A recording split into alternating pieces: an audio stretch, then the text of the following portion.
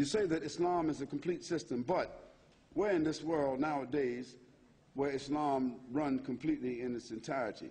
I said that Islam as a system is complete. I didn't say that the human beings have followed it comprehensively. You see, if I bake a cake, even though I'm a Muslim and a baker, if I bake a cake and don't put the yeast in it, do you think it's going to rise because I'm a Muslim?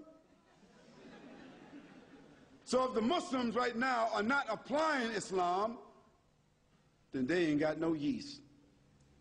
And it's not going to work for them either.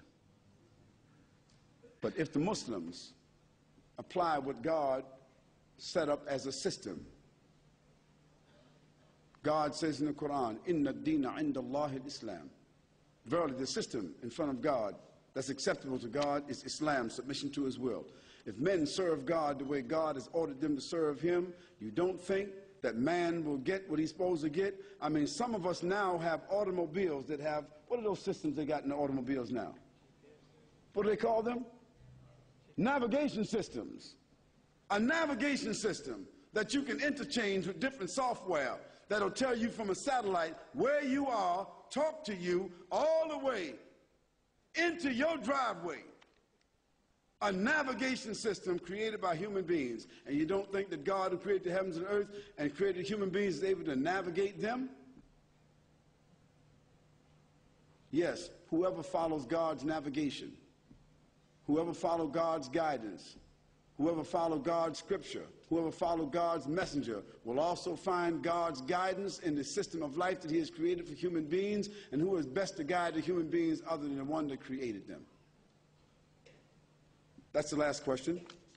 Those who would like to meet with me, the non-Muslims, I will meet in a designated room that the brothers who sponsored this have set aside. The last question, I'm sorry.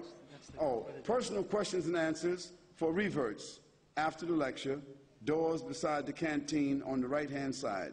Okay, someone will direct you towards that. Thank you very much. May Allah bless you.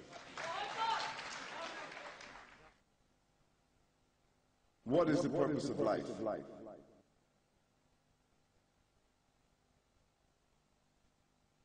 Why is it that when we ask the simple question, what is the purpose of our lives? Why do we get so many different answers? It is because people haven't really thought about it. It's too frightening.